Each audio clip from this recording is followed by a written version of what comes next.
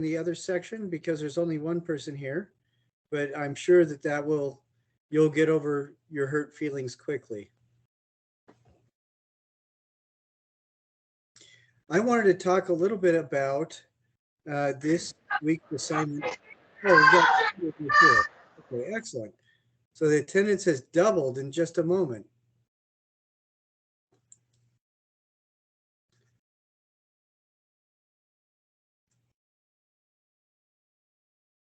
Okay.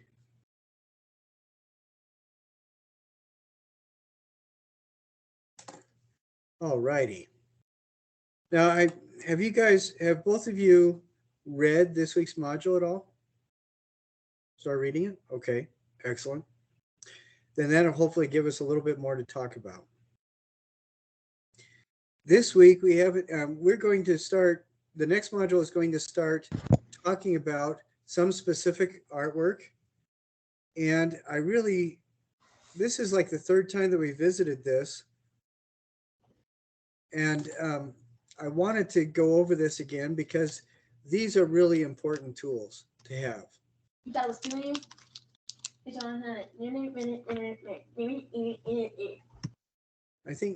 Thank you, Allison. I didn't understand what the person in the background was saying, but I'm sure it was important.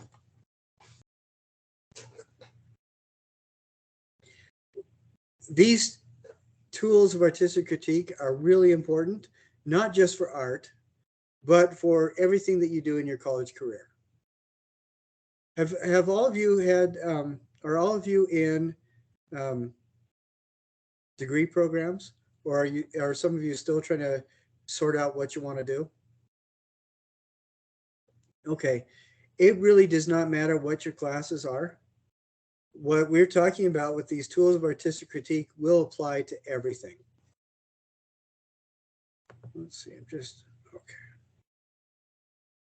And that's one of the reasons why we've kind of pushed at it each of these first several modules. And then we're going to start applying it as we move forward. Because next module, we're going to start looking at different artworks. And I don't really want to have this be a list of things that you have to memorize like flashcards. I think, unless who of you enjoys that, thinks it's really exciting. Because if you think that that's super fun, then I guess that's what we'll do.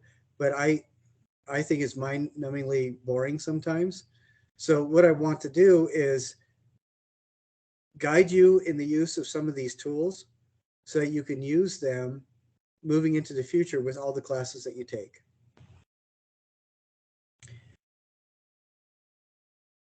Who knows, or who remembers reading what I said critical thinking was? What's another word that I used instead of critical?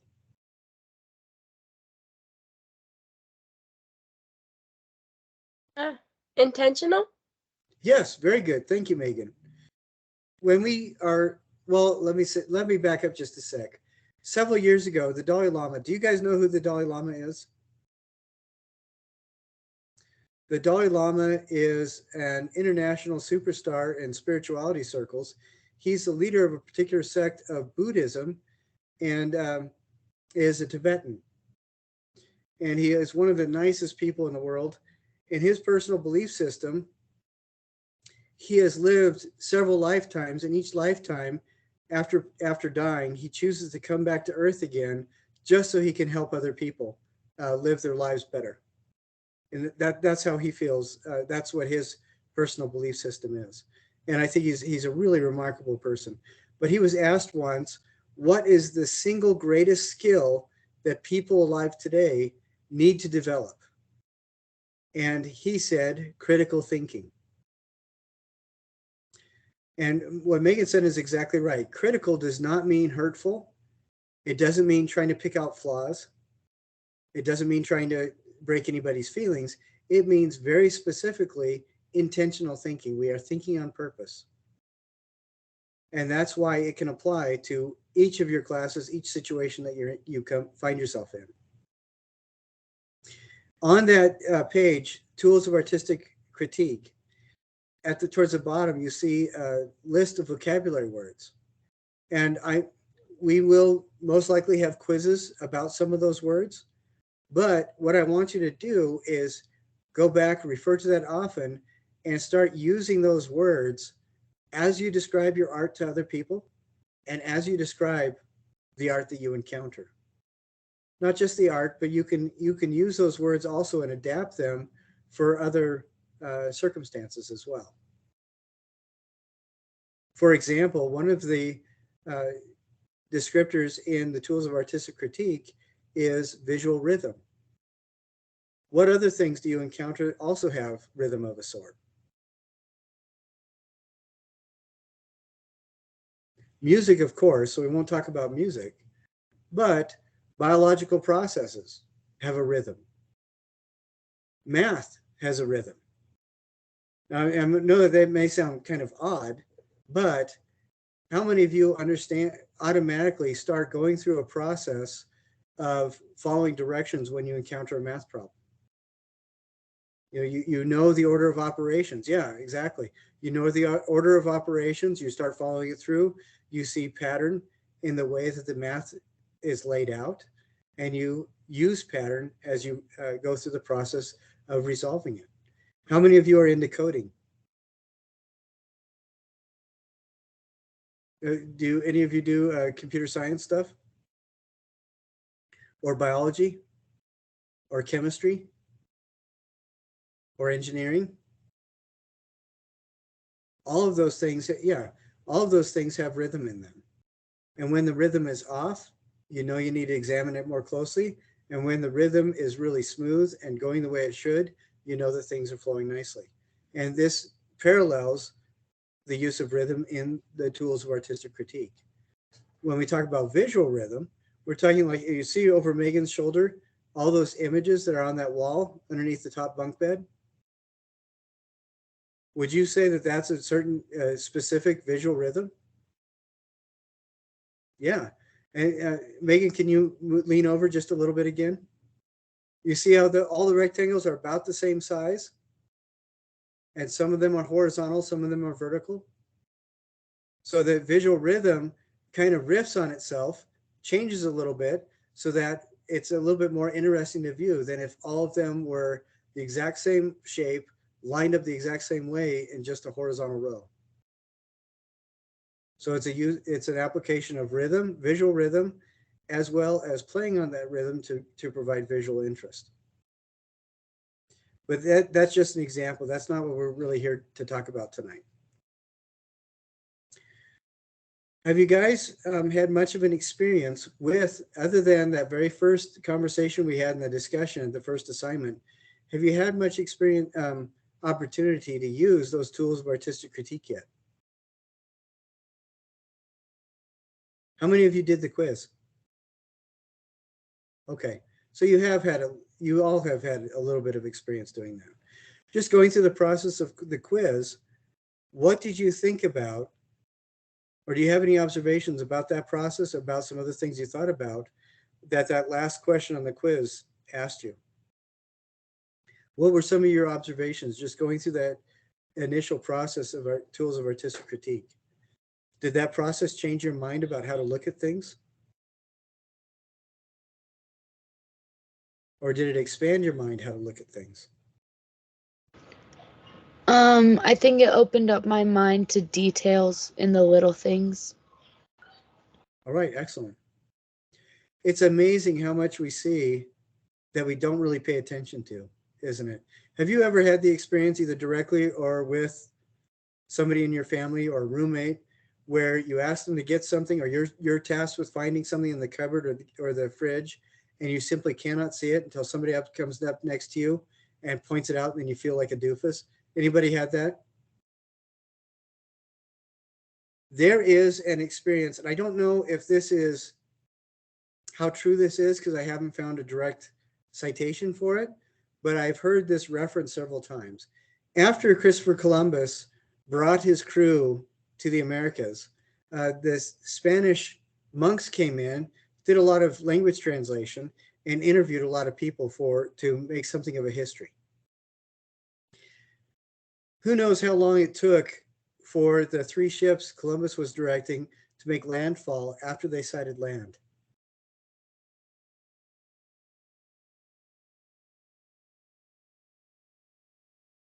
Anybody want to guess? It took 3 days, about. Can you imagine that going that slowly? But when the ships first sighted land, the land that they sighted, there was a shaman out on this island that they saw, and this shaman saw them. Now he couldn't describe, he told the Spanish monk that was interviewing him that he couldn't describe what he saw. He knew he was seeing something, but he could not describe what it was. He didn't know what it was. There was some sort of disturbance on the horizon. Now, he stared at this thing, these objects, for hours, until it finally dawned on him that perhaps these are big canoes. And all of a sudden, he said, they snapped into focus and he could see these, what to him were gigantic ships. So he grabbed some other people in the village and asked them to look where he was pointing on the horizon over the water. And they couldn't see anything. They thought he was delusional. Then he asked them, well, look for the large canoes. And then people saw them, saw the ships. Now that has been used as an example a number of times, that our brains, in processing the information we have, if we don't have a framework for it, we can't even see it sometimes. Has any of you heard the word pareidolia? Pareidolia is a word that has been used to describe that process that our brain uses to find patterns where they don't necessarily exist and they're not intended. Have all of you had that experience where it's late at night, you have your eyes closed, and behind your eyelids, you start seeing all sorts of shapes? Or when you look out in the dark, you see all sorts of shapes showing up in the dark, they're just appearing. Have you all had that experience? Now, the shapes that you're seeing aren't really there, most likely. But your brain can't handle that, so it has to process something, and it processes it by developing patterns where they aren't necessarily there. But the other side of this is, a lot of the times our brains can't comprehend something when we don't have a word for it, or when we don't have a way to categorize it, or we don't have a pattern for that information to be processed in the first place.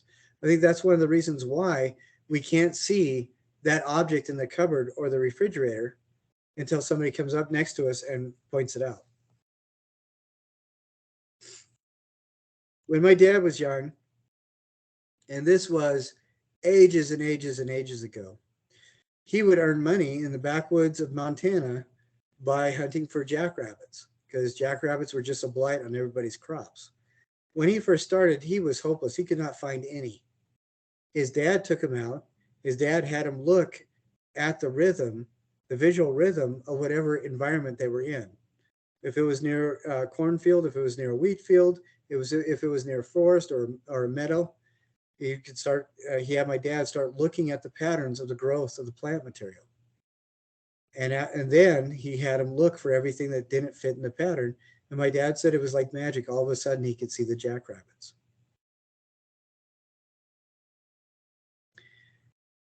I don't know if you will find that of much use, because I really hope all of you find better jobs than hunting for jackrabbits in the backwoods of Montana. But it does illustrate that point, that when we use rhythm, when we find some sort of setting or context for us to process what we see, a lot of the times it's easier to recognize that we're seeing something. And that's one of the main reasons for the tools of artistic critique. Another one is to appreciate what somebody else has done. How many of you watched that video where the two people are talking about Henry Moore's reclining figure? Okay, you saw it. When you first saw that sculpture, what did you think of it? And how did that compare to after you heard them talking about it for 4 minutes? When I first saw it, I was like, what is that? And then after they explained it, I was like, oh, that's pretty cool. Well, thank you. That's an excellent example. When I first saw that sculpture, I actually threw up in my mouth a little. I hated it. I thought it was disgusting and grotesque. And as I have learned to appreciate and respect Henry Moore's craftsmanship, as I've come to appreciate the fact that he was intentional, did things very specific, and the context behind that piece, I started enjoying it more and more until now I really like it a lot. When 30 years ago, when I first saw it, I wanted to barf. Have any of you had that kind of experience where after you discover the context, after you begin to appreciate the work that went into something, you actually were not so nauseated by it?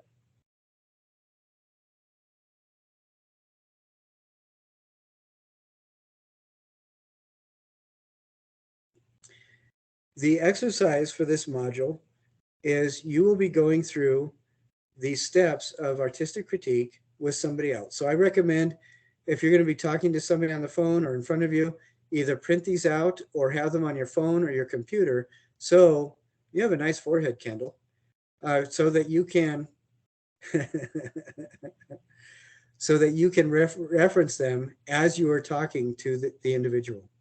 So you're going to take either 3 objects and go over this with the same person, or the same object and go over this with 3 different people, or you're going to have 2 objects and 2 people and use one of them twice. It doesn't really matter. But whatever you do, you're going to go through this process 3 times, and each time is going to be a couple minutes. I say 2 to 3 minutes. I'd be really surprised if you rate it down under 4 minutes. Because a lot of the times after you do the first one, it becomes a little bit easier and it gets a little bit exciting because you're showing somebody how to really look at something and they can appreciate it more. And the objects you can use can be just about anything, but I would really like it if you used art objects. So you could find something from Desert Industries, you could find something online that you like, you can even find a photo of that reclining figure and talk about it with somebody.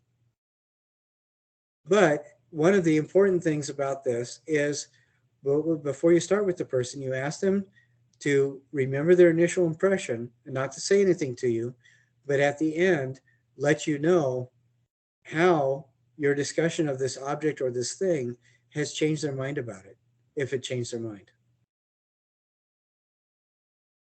Right? A lot of the times when we see things, we don't even know what we're saying until we start, like Megan pointed out, until we start intentionally thinking about it and intentionally observing.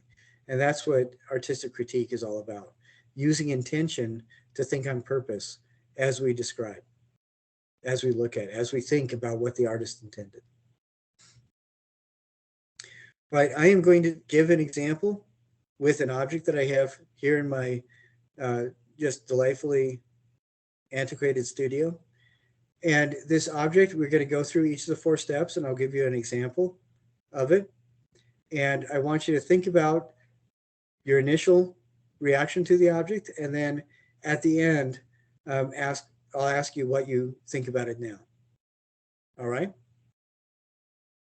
What's the first step of artistic critique? Description. Excellent, very good. So this is a little bag. Looks like it's about 4 inches wide at the base. Maybe it's about 1.5 inches through at the bottom. The bag itself is maybe about 7-8 inches long. It's this crinkling cellophane. It has a label on it that's kind of a basically white with a turquoise blue rim around it and printing on it. And it's filled with these colored objects. And some of the colored objects are smooth. Some of them have sprinkles on them, clear sprinkles. And they're different shapes that are vaguely recognizable as, let's see, there's a worm, there's teddy bears, there's something that looks kind of like a watermelon slice. And if I open the bag, it smells vaguely fruity. All right. Now, one thing to note as we go through these 4 steps is that initially, what did I do? All I did was just describe how this thing impacts the physical world, and that's it. I'm not telling you how I feel about it. I'm not asking you to think about it. I'm just telling you what it looks like. Okay? As you go through each of the succeeding steps, you inject more of yourself into the process, and you hold more of a conversation with the creator, whoever they are, of the object you're examining. Now, this is not a regular conversation because that person can't say anything to you directly, but they are speaking to you through whatever it is that they made. And you're reacting to that, responding to that, and talking about it. So in essence, it is a conversation, but not like a regular word and word conversation. All right. What is the next step? Analyze. Excellent. Very good. When we analyze, we are trying to guess how the object was made, essentially. We're not talking about the why, we're talking about the how. So the first is what? Bless you, Kendall. The second is how, and the third is why. So now we're going to look at the how. So it looks to me like this cellophane wrapping was probably cut flat and then folded and glued together to make the bag. It looks to me like these objects inside are all made separately and treated differently. That's why some of them are smooth and some of them have these white sparkly bits on them, or clear sparkly bits. It looks to me like some of them were injection molded. Some of them were molded in something like a shaped tin. Like some of the worm type shapes are textured on three sides and the bottom is flat. So I'm thinking that it was an open surface mold that goo was poured into. This feels kind of squishy, and it looks to me like the material was colored brightly with dyes that are probably not healthy for me. And when I open it up and smell it, it smelled, like I mentioned, it smells vaguely fruity, but I'm thinking that they added some elements to it so it would have this gooey context or texture, and it smelled vaguely attractive, and it tasted not something other than disgusting. The writing on it appears to be in English, and it looks to me like this was a label that was printed separately and then adhered to the cellophane. And it looks to me like the person just took a random sampling of these vaguely edible items and dumped them in the bags.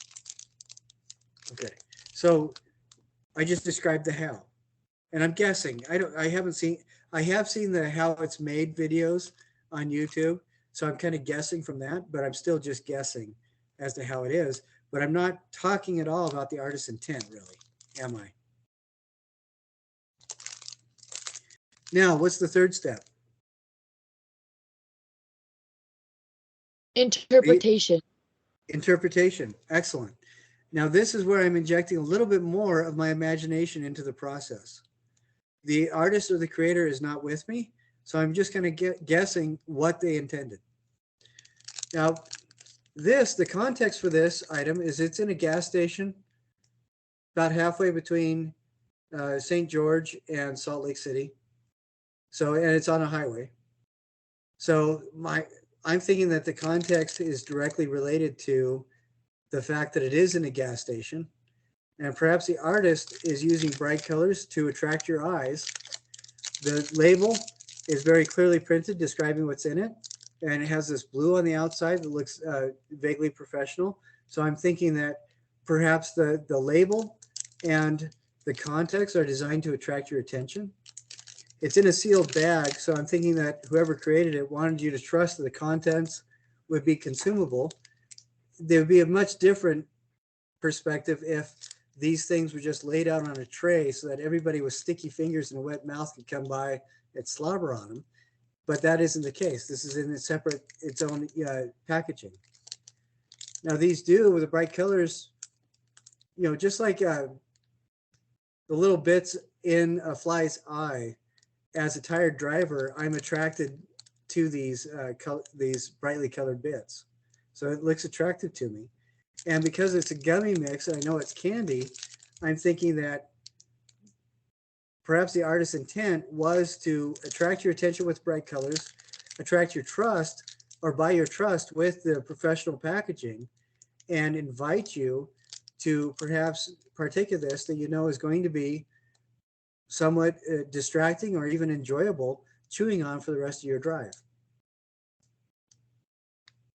So all that speaks to the artist's intent, and I am interpreting what I've seen and how I believe it's been put together in light of maybe the person is not like me at all, but these are in light of the motivations that I can understand and that I feel I'm responding to. Does that make sense? All right. What's the last step?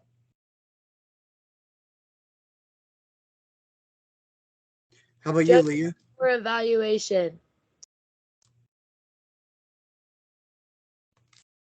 All right. The last step is judgment or evaluation. Is this successful? It is, because I bought it. And I've actually eaten some of the stuff, which is probably a bad idea, but I did anyway. So the artist was successful, or the creator was successful, if that intent is as we interpreted it. Do you see how this works? Each of the four of you, I'd like you to describe your least favorite class, as long as it's not art. And I will describe or propose how you could possibly use these 4 steps and apply them to that subject. Who would like to go first? I can. Okay, Kendall. My least favorite class as of right now is probably writing. Writing? That's an Yeah. excellent example. Are you doing a lot of reading of other people's work in addition? Are you critiquing other students' work, or are you just responding to writing prompts? I did once. I had to write an essay in 3 days. So. But are you responding to other people's writing as well? I did. Okay. All right, when we look at this, we can use this process. I'm sorry, I have an eye gooby.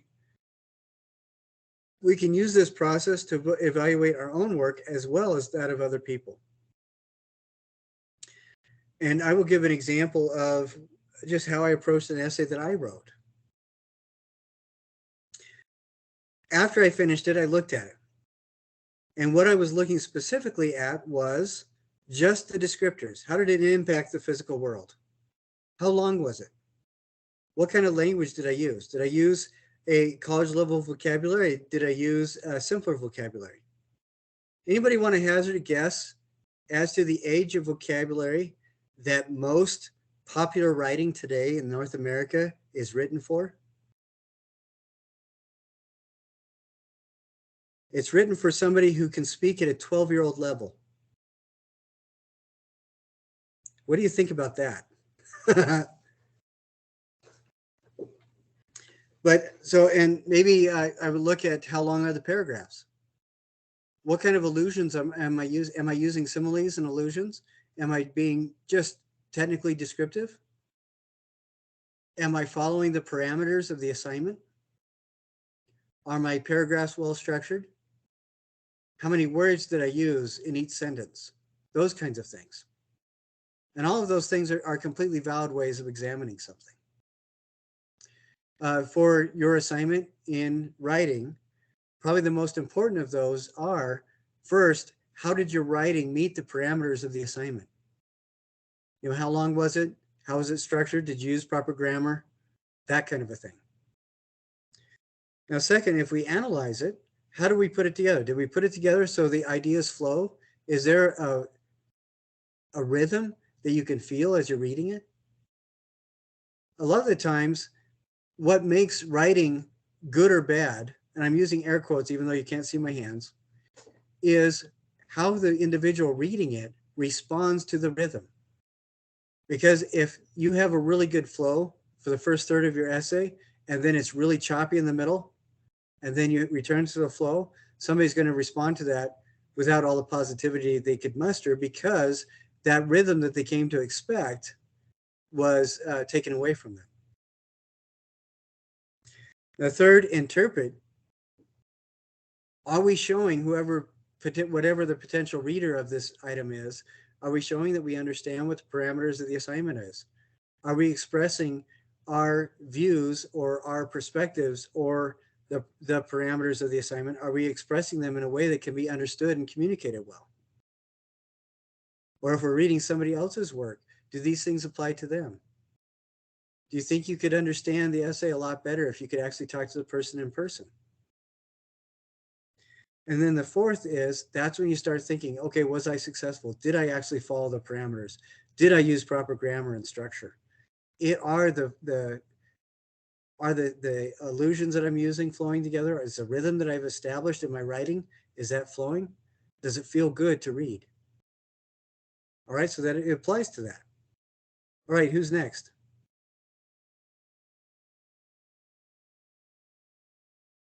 Probably biology. Biology? This is Yeah. a really good one. Because most growth, well, with biology, you're dealing with organic chemistry and growth, but most growth does revolve around an understanding of patterns. And this is great for the understanding of patterns. So first, describing what the process is, or what the situation is, or what the particular example is.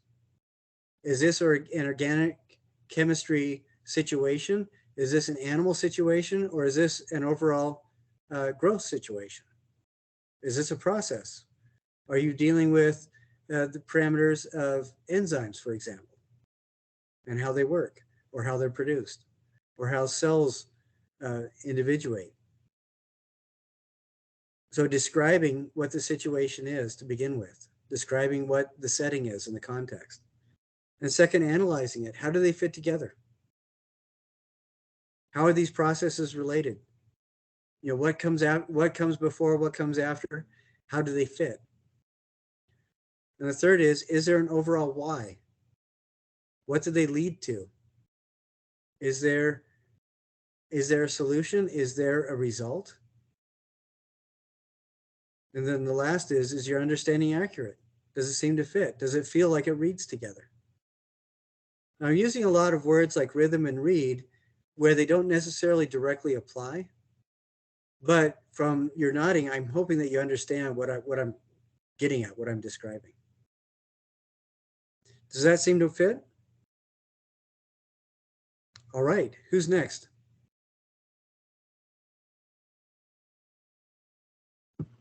Mine's probably history. Oh, history is delightful for this, for this particular situation, because there are rhythms to history. And there are settings and things that happen. But the first step is perhaps describing the facts. We just know that this person and that person were involved on this day in this area, and that this was the event. That's the first step. The second step is, how do these relate to each other? Did this event happen before or after? How did it fit into other events? What's the context? Where in the grand scheme of things does this particular event fit? Who are these people? How do these people relate? If you're talking about a bunch of people landing on a little island next to a larger shoreline, that could be applying to Plymouth Rock, or it could be applying to the Jacobites when they came into Scotland.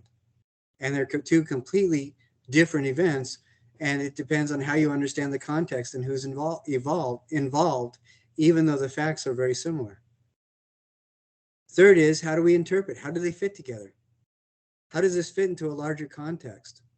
And what is the context surrounding this smaller event? And then the fourth is, do you think our understanding of it is appropriate or successful? There's a lot of stuff that happens where we only know a teeny tiny amount of context. So we don't know how successful that event was. But as we expand our awareness of what the larger context is, hopefully our appreciation for that particular event can expand as well.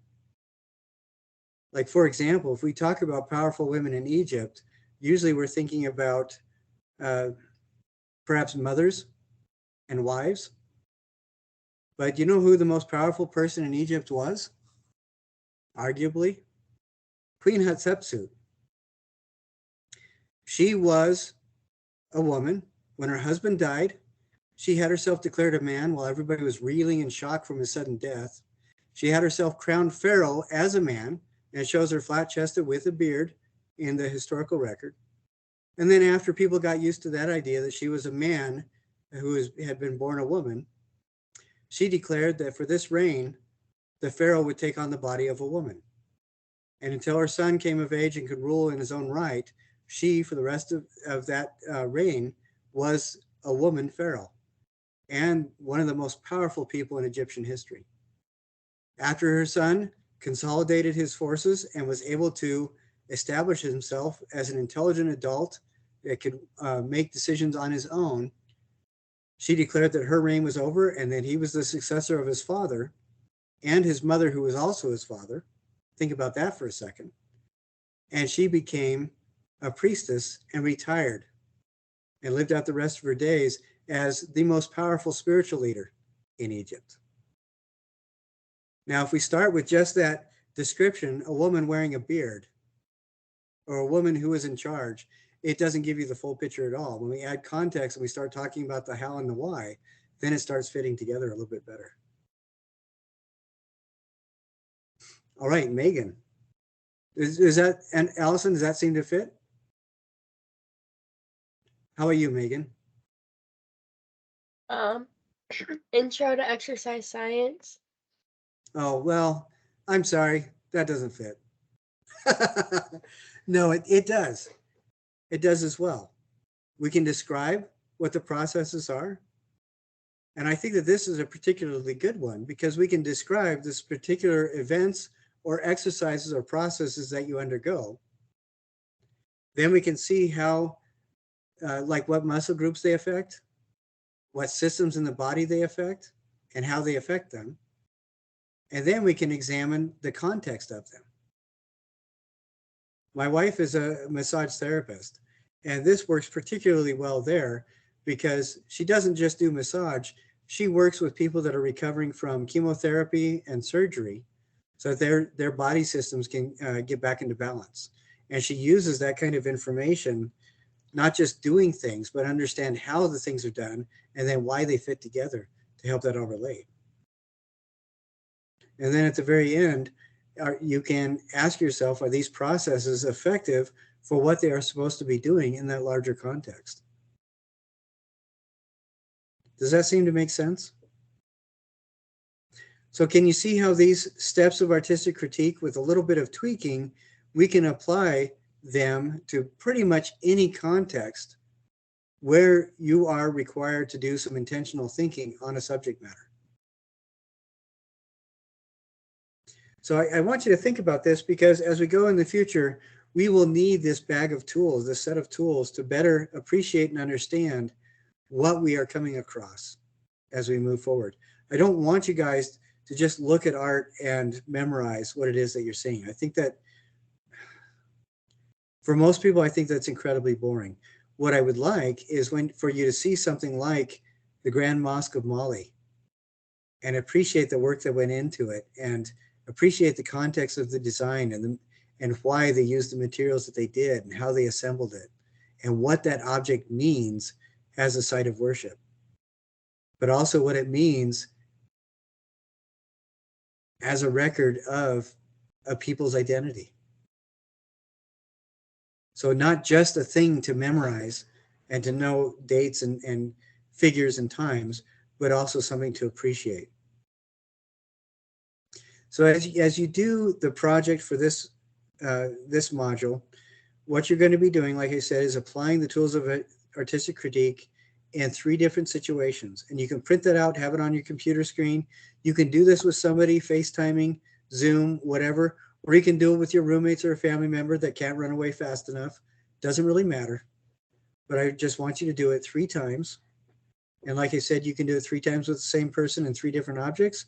Or what would be better yet is do it with 3 different people. All right. Does anybody have any questions about what we've talked about? No? Anybody have any questions about other modules or anything like that? Okay, what's your question? I'm still a little confused about last project. I haven't done it yet because I haven't had time, but I don't understand what you're wanting. What I want is you to watch the videos, a couple examples of videos about assemblage, and then just find 7 things. And I would suggest finding 7 things that are probably smaller than a baseball and combining them somehow. And you can use the idea of a common theme, like those artists that you looked at. Sometimes they'll use a common theme. Sometimes the theme is an idea. Sometimes the theme is a color. Maybe what you're doing is an assemblage of 7 different textures, which could be very interesting. And this object could be about the size of maybe this paper towel, or even half the size of the paper towel. Something about that size is good. An example of what you could put together is maybe you go to DI with $10, buy 7 little things, use garden shears to cut them up, and then put the pieces together somehow. But watch those videos again, and you can even look on YouTube for other ideas of what other artists do for assemblage. What you're basically building is, look up the artist Rauschenberg, Rauschenberg. And I think we talked about this last week, but what he would do sometimes is he would walk around his New York studio. He would just go outside, take a walk for a while. Sometimes he would give himself a geographic location. Sometimes he would give himself a time period. Like, I'm going to go for 2 hours in these 2 blocks, and he would just pick up stuff. Then he would come back to his studio and spend the day setting the stuff out, seeing how it fit together.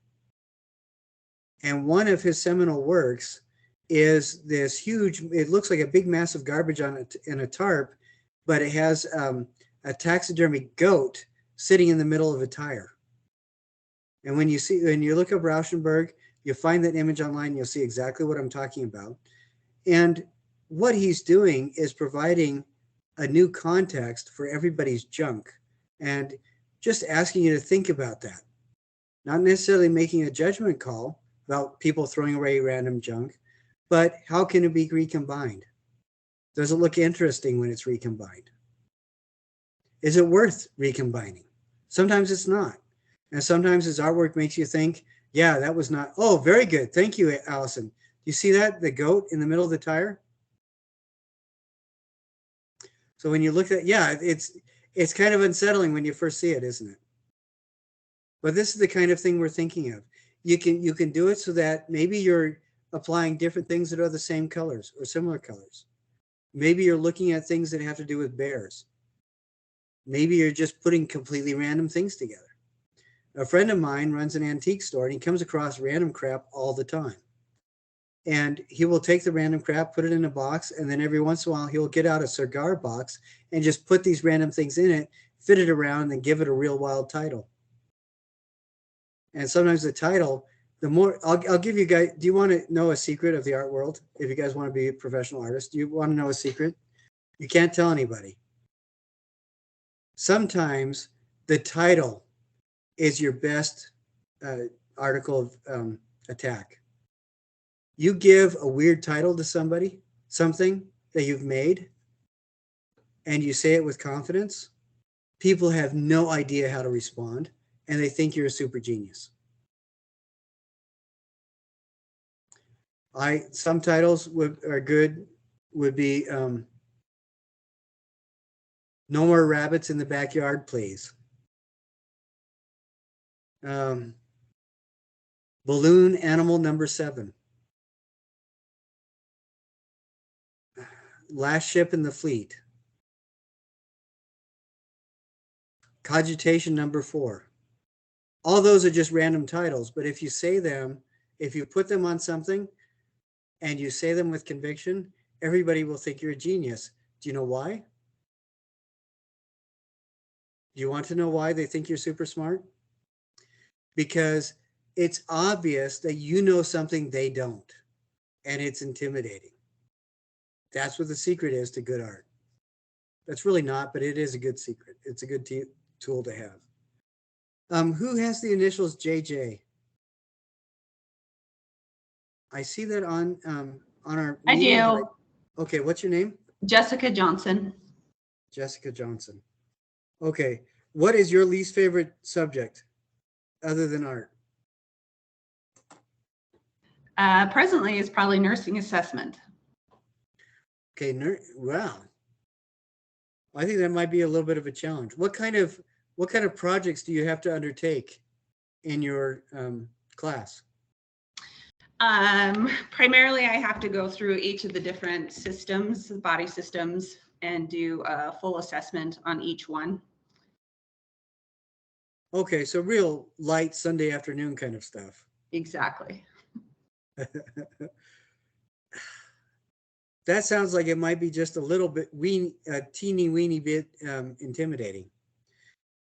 But if we look at a body system, let's say the fascia that connects body tissue. Even though the fascia connects everything, there is almost a rhythm to it. Different elements, different sizes of materials that are being connected require different kinds of fascia to connect them. There are different strengths and thicknesses of the fascia. And we can look at that and just describe it as a collection of physical objects. There's different material strengths, there's different compositions. Next one, we can analyze what is the function that they're serving. What is the function that fascia serves? It's essentially to hold things together that don't necessarily connect any other way. And we can kind of see how in some areas where there is a greater strain put upon the different tissues, then the fascia connects a little bit differently and it's formed a little bit differently. And the third is, as we interpret it, think, how does that fit in the wider scheme of things? If we look at the overall body as a system and the fascia is one subset of that larger system, we can start to appreciate how it connects and holds things together. And then finally, we evaluating it, is it successful in its job? Well, since we're all here, I'd say generally probably yes. But there are different ways that we can apply that to different bodily systems. And I'm not going to pretend that this will solve all your stress. I know it won't, but that can be a tool to help correlate and coordinate and maybe even organize some of the thoughts or subsets within any of the systems. Do you think that might apply at all? Yes, I can see how using that critique would be useful. I mean, especially with all the body systems, because they do all relate to one another, and you can't really have one functioning well without another. So yes. Okay, we don't have to use the artistic critique verbiage. We can use the verbiage that's consistent with whatever scientific category we're working with or whatever the academic subject is that we're working with. But it does help me, regardless if I am working with Greek translation, listening to somebody who's a Persian speaker or Punjabi poetry. Rhythm is something that I can pick up with my ears. If I am reading, whatever it is that I'm reading, rhythm is something that I can understand and gather from the reading. It's particularly helpful in understanding Rumi or Willa Cather. And paying attention to how things fit together, how things flow, can help to gain a greater appreciation and then hopefully a better understanding of whatever this subject is. So I don't think that these necessarily apply in a one-to-one correspondence. I don't think you can use that same visual vocabulary to something that is, say, for example, a physical system, but we can use parallels. And what I'm getting at is that the categorization of the intentional thinking is the important thing. So anyways, Jessica, I hope that helps somewhat. But in my experience, this does apply to almost any field, this kind of intentional thinking. Now, as we are describing intentional thinking, have you guys ever heard of the term metacognition? Mm-hmm. Metacognition is where we think about the process of thinking, and that's exactly what we're doing. So you guys are all super brainiacs, and you kind of backed into it. Didn't even realize we were doing it, did you? Don't you feel smarter, Megan? Yeah, it's amazing, isn't it? So liberating. Now you can walk into any room and know that you're the smartest person. That's great. I can too, as long as the room's empty. So when this next project, on this next project, I want you to go through this process, but I also would like you just to be reflective on it just a little bit and see how that applies to whatever else you're doing. If it does, how it can, what elements can apply.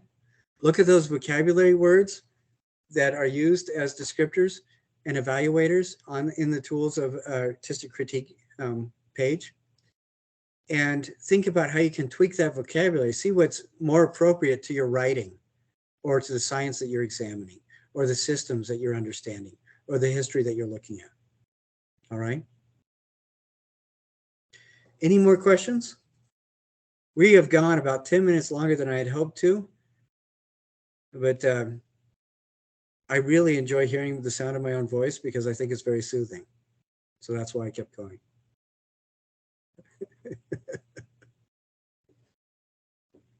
Any questions about this this module? All right. I would really appreciate. What's that? Sorry. I know you've been asked this before, but in our little books, you want us to write and draw in them, right? Yes. Okay. And so there has to be 35 total entries. 2/3 of them at least should be visual, but you can write in the rest. And the entries, like I was saying, 3 a week would be great. And you can work out little issues with visual issues. Like Kendall, you can draw little sketches of the different items that you find as you're working on your assemblage and see how they may fit together in your sketchbook. I will usually do sketches when I start on a sculpture, and then I'll move from sketches to, I usually build a maquette out of tag board. So I know where to cut the glass and what shapes I'm making it. And that saves so much time just in figuring out the processes and how I'm going to assemble it than if I just went straight to the material itself.